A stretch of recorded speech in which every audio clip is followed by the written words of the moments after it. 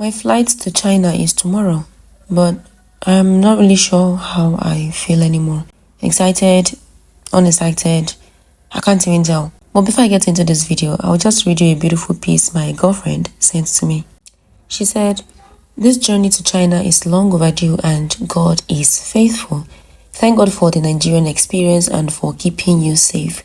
You were somewhat scared about traveling to Nigeria, but in spite of the insecurities and all, you're going back to base looking more beautiful and stronger than you left it. Not being the best experience, but you scaled through graciously. Bami. Nigeria will miss you, Oremi. God be the wind beneath your airbus, bestie. Can't wait for gists from China. My apricot self can't wait, I beg." It's one of the most beautiful pieces I've received.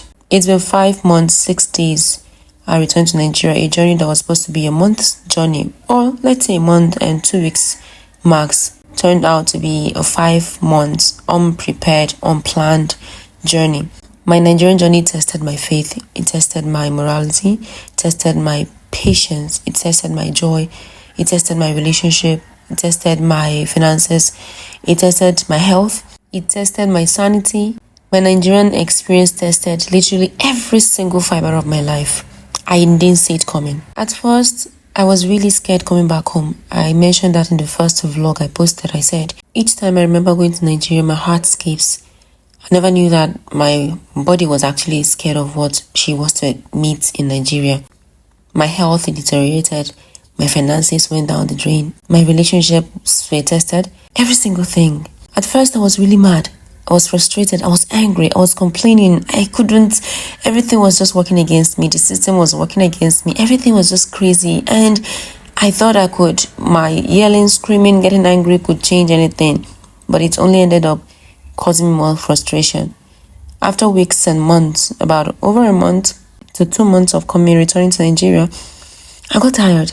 And I began to gradually shrink back into my shell like most Nigerians living in Nigeria. Tired of complaining, nothing is changing. For the good of your mental health, it is just best to maybe keep quiet and find a way to help yourself out of that situation, not thinking of saving the country, but saving yourself and saving your family.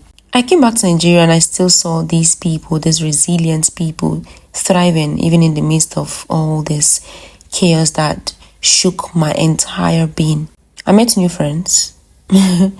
I actually met some really crazy kind of people as well. I can't even start going into all the details of my Nigerian experience, but I believe if you had watched all my vlogs on the playlist, my Nigerian experience, you would have to an extent walked in my shoe and understood my Nigerian experience. But even in the midst of it all, my relationship with the Holy Spirit thrived. I was able to commune with the physical church, having not been in church for 5 years. I was able to explore worshiping God with the brethren, regardless of the denominations I worshipped. I just wanted to have that feel. I was like a starved child for 5 years, and it was fulfilling. I remember the first time I attended Koinonia Global. I remember the first time I attended Streams of Joy. I remember the first time I went to the Lost Chosen headquarters in Jabi here. I remember when I attended Dunamis. For me, it wasn't really the church. It was God. It was the experience, the fellowship, the communion. It was the message. It was that satisfying, that hunger that I've lasted for 5 years. I learned to feel new things. My Nigerian experience gave me some good, positive experiences. At least I was able to fix my bank issues, work on my BVN, work on my NIN. At least I was able to learn how to drive. Yes, that was something I wanted to use to surprise babe. Yay! I learned how to drive. Unfortunately, I didn't know it was going to take a long time for my certificate to be out and then for my driving license to finally be out. So by the time I started learning to drive, I only had about a month to leave. And unfortunately, I couldn't do everything there, but I completed my driving lessons, but I couldn't get the certificate and all. But I'm grateful I did that. I'm actually grateful for the sun that changed my skin. I watched myself in the mirror and I'm like, girl, you're black. I darkened, I really did. Both my health issues, the environment, my everything darkened me. But I'm thankful for that. I'm thankful to God that I feel this is like God just bringing me to have a particular kind of experience because of something He's planning soon in the future. I have no clue what it is, but I feel it deeply, strongly in my spirit. I'm thankful to Bay for holding it through. We actually had clashes, yes, we did. But he held it through 5 months plus, showed me grace where I needed them, and I was able to also show him grace where he needed it. These 5 months tested our relationship. We practiced long distance relationship long before we got married. And even when we first got married, we stayed in different cities, but 5 months apart in 2 different continents, 2 different time zones, and this crazy inflation of the world going on currently in the economy of the entire world, it wasn't funny. It really wasn't.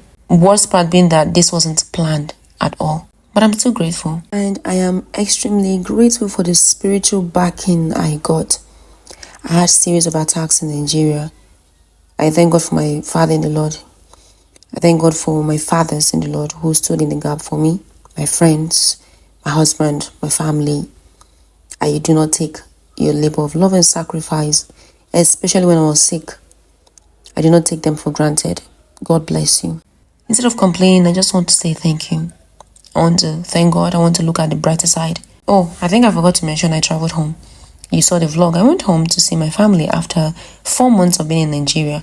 I didn't tell them I was sick, which was the reason why, I didn't really want to bother them, making anyone come to start taking care of me.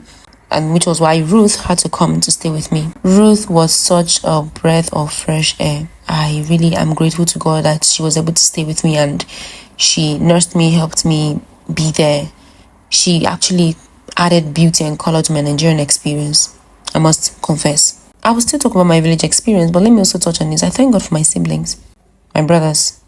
Oh, those men came through for me in ways I can't start explaining here in this clip. But God will bless each and every one of them. I mean, each and every one of my siblings for me. My Nigerian experience, I traveled to the village to see my family, sure. But at the same time, I went to see my grandma, my mom's sister, my father's sisters, my mom's friend. To each of these, I also went to see my brother and his family in Oka. To each of these visits, at least I tried. I didn't have so much, but I tried to not go empty-handed. But one of the things that almost put me under pressure was my mother, my grandmother, my mother's sister, my father's sisters, to each my mother's friends, to each of these people I gave gifts to. They would thank me for these gifts and then be like, oh, we appreciate these gifts, but you know what we're looking for, we want a child. At a point, I started feeling pressured. At a point, I wanted to feel bad, but come on, I think they just had to say what they need to say. Maybe they said it for the culture, maybe they said it for saying sake, maybe they actually meant it, but I watched the tone beneath everything they were saying. Someone even told me that my dignity in my husband's house is that I have a child for him. And that's to an extent really tampered with my spirit because I wasn't expecting that. I really didn't see that coming. I honestly did not see that coming.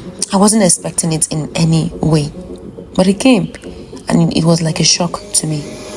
At first, I started feeling inadequate. So every single thing I am on earth, every single thing I am to you and everybody, I do not have dignity simply because I do not have a child yet for my husband. But come on, what do you expect from centuries behind people who are not of this, my generation, and people who do not even understand the peculiarity of my situation? Why we do not have a child yet?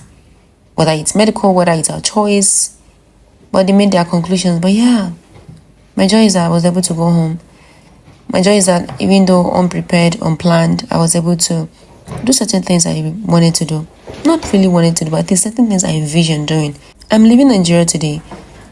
A tougher me, a stronger me. I am really not excited. I don't know if it's because I'm a little bit under the weather or I can't tell, but I'm not excited leaving, but I'm not happy staying. I think it's just that same feeling I had when I got my visa finally. You know, when something is long overdue. Yes, I'm grateful to God, but I don't find that any excitement of, oh, I'm leaving Nigeria finally back to China. No. But I'm glad I'm leaving, but I'm not excited. I will miss Nigeria. Honestly, I will. I'll miss Nigeria. I'll miss that I got to experience this freedom, even though it came late. But this freedom of being able to go where I want to go, mingle with people, and unlike China where I feel trapped, I am limited to a certain number of people, a certain environment. I can't really express myself. Being in Nigeria made me being able to attend certain conferences, mingle with like minds, be in physical social gathering with people. But leaving Nigeria is taking me back to a place where, anyways, I think this calls for a good change. I'm also thankful to God that I was able to finally do something tangible while in Nigeria, at least hosting a 1 month My Femininity, My Health conference. Nigeria made sure I didn't have any plans, whether it is from my health to the unexpected circumstances and turnout of events. But later, by God's grace, I was able to get hold of myself after 2-3 months of being in Nigeria. So for that first 2-3 months, I really had no clue what I was doing, because even if I tried to put up a plan, it's been scattered, or I fall sick, or the weather, or the food, or the people, or the frustration. I mean, literally everything. But I'm still thankful for my Nigerian experience. It opened my skin above all. And I'm thankful to each and every one of you who have been watching my videos, supporting me. I thank you for my good friends who would call me up on the days I feel down. I thank you, my girlfriend. Thanks to each and everyone I met in person. I may not be able to mention names, but I really met amazing people along the line. That was towards the tail end of my stay in Nigeria. But the first 3 months of my stay in Nigeria was horrible experience, a scary, horrible experience for me, because I came back unprepared, unplanned completely, and I was taken completely unaware. So as I sign out, going back to China, I strongly believe that China has a lot of opportunities for me. I miss China. I sincerely do miss China. I miss the ease on life, the ease to life. I miss, that I don't have to go through the bumps on the road every day. I don't have to struggle with electricity. I don't have to keep screaming that my data, I'm burning data weekly. I don't have to just be frustrated financially. At least I still get to do certain things, but you come to the lot of limitations. Yes, a lot of limitations. But yeah, you can't have it. You can't have it perfect in both worlds. But I look forward to coming back to Nigeria soon. Maybe for a visit. Maybe to finally do my youth service. Maybe for being called to speak in an event. Or maybe hosting our own physical event in Nigeria.